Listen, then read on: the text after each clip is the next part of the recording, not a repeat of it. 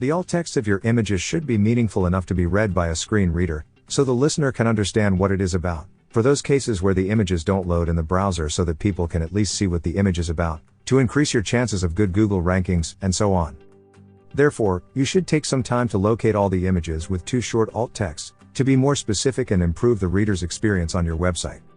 Normally, you would have to spend a lot of time to find all images with too short or unspecific alt texts, depending on the amount of files in your WordPress library. But don't worry, since the Media Library Spreadsheet plugin allows you to do this and more, in a matter of minutes. This plugin simplifies your media files management by allowing you to edit them on a spreadsheet. You'll find the link to download the plugin in the description of this video. Also, you can find the link to our written guide.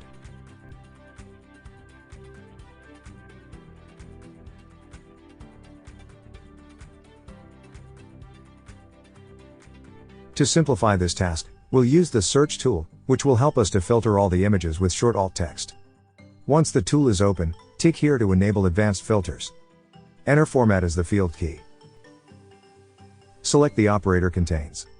Now enter image here. Then, add a new filter. Select alt text as the field key. Choose the operator character length less than. And we'll enter the number 10 here, which means we're looking for all files with alt text containing less than 10 characters. Once you have entered the search parameters, run the search. Now all images with alt text containing less than 10 characters will be loaded on the spreadsheet. There is no doubt that the Media Library Spreadsheet plugin helps you save a lot of time and effort, since you can perform this in many other searches with the search tool, as well as make edits in the fields you need in bulk.